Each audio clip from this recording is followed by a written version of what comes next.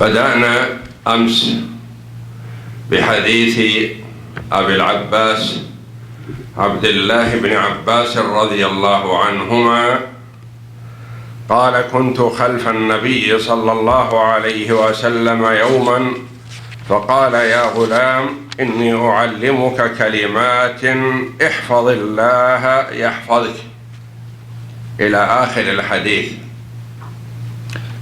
The Shaykh mentioned that indeed we mentioned yesterday, and we started by studying that hadith of Ibn Abbas radiallahu ta'ala anhu, whereby the Messenger of Allah, whereby he said that I was behind the Prophet sallallahu alaihi wasallam one day when he said to me, "O ghulam, O young boy, indeed I am going to teach you some words.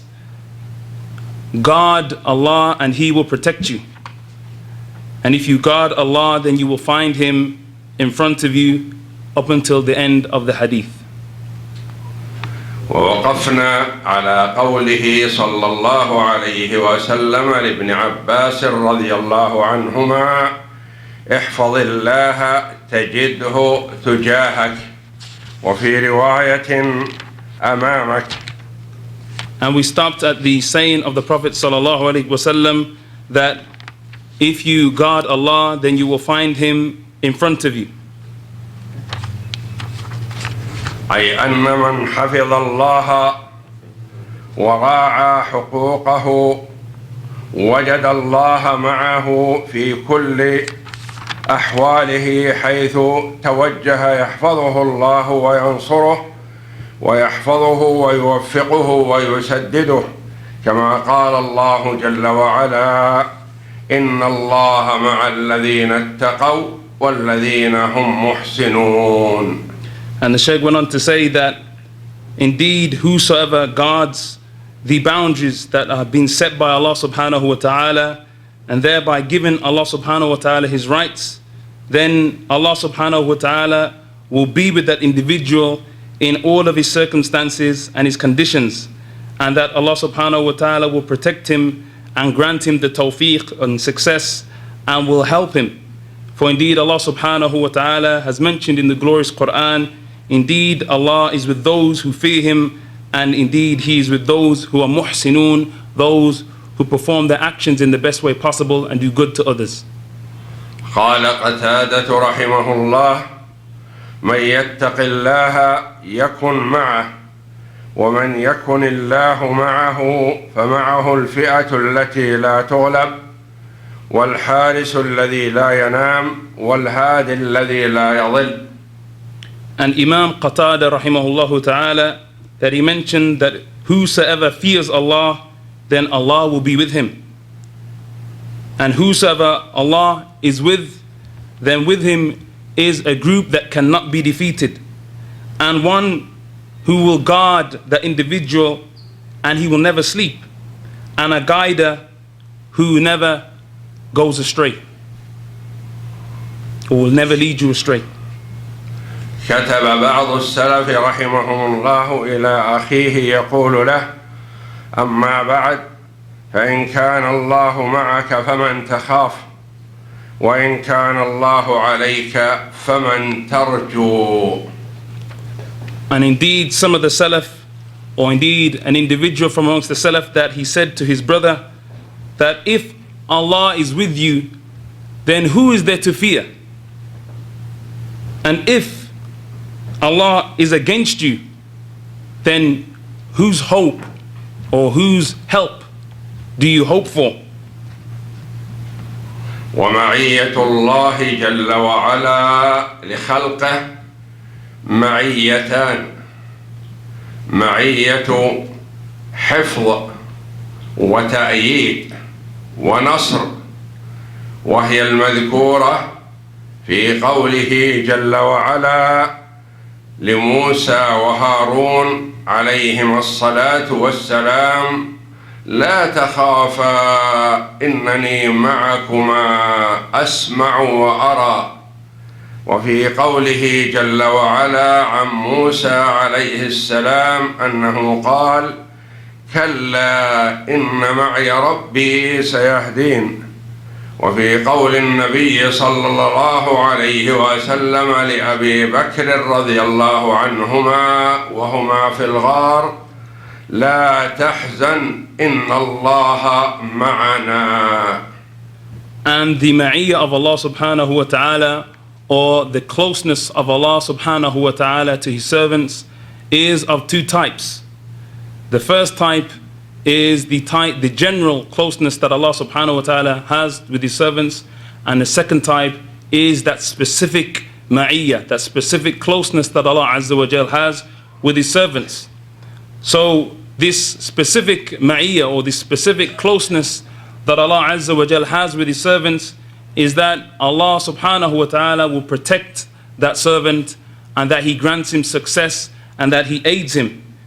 Just as has been demonstrated in the Quran, whereby Allah subhanahu wa ta'ala refers to the fact that He said to Musa and Harun alayhim as-salam, both of you do not fear, for indeed I am with you both, hearing and seeing.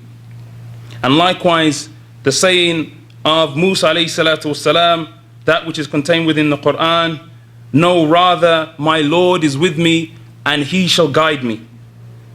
And also the saying of the Prophet sallallahu alayhi wa ala alihi wa sallam to Abu Bakr as-Siddiq radiyallahu ta'ala anhu, when they were both, he and the Prophet sallallahu alayhi wa ala alihi wa sallam, were in the cave, that he said, what is your opinion of the company of two, of which Allah is the third? Do not be afraid, indeed Allah is with us. والمعية العامة معيته جل وعلا لجميع خلقه، وهي المذكورة في قوله تعالى: ما يكون من نجوى ثلاثة إلا هو رابعهم ولا خمسة إلا هو سادسهم ولا أدنى من ذلك ولا أكثر إلا هو معهم أينما كانوا. And as it relates to the second type of ma'iyyah, or that general ma'iyyah, that general closeness that Allah subhanahu wa ta'ala has to His servants, is the fact that all of the creation share in this closeness. This is something which is shared by all of the creation. And it has been demonstrated in the Quran, in the saying of Allah subhanahu wa ta'ala, that there isn't a company or a secret council of three except that Allah is the fourth of them. And neither is there a council or a company of five except that Allah is the sixth of them. And there isn't a company that is more than that or is less than that except that He, Allah, is with them wherever they are. والمعية الخاصة فيها بشارة وتأنيس وإزالة للوحشة من النفس. For indeed, the specific ma'iyyah, or that specific relationship that a person has with Allah subhanahu wa ta'ala, whereby Allah is close to that person, it's something that does away with that which a person has by way of ill feelings in their chest, that Allah is close to them and that Allah will help them. والمعية العامة فيها شيء من الوعيد والتخويف لمن عصى الله جل وعلا أو أعرض عن طاعته أو بارزه بالمعاداة. And as for the general closeness of Allah subhanahu wa ta'ala, then that necessitates fear of Allah. This is something which causes the person to fear Allah subhanahu wa ta'ala, that they do not disobey Him, or they should not leave off His commandments, or that they shouldn't oppose the affairs set by Allah Azza wa Jal. والمعية هذه معية اطلاع وحفظ وتوفيق لمن أراد، ومعية تخويف واطلاع على من عصى الله، وإلا فالله جل وعلا مستو على عرشه فوق 7 سماواته.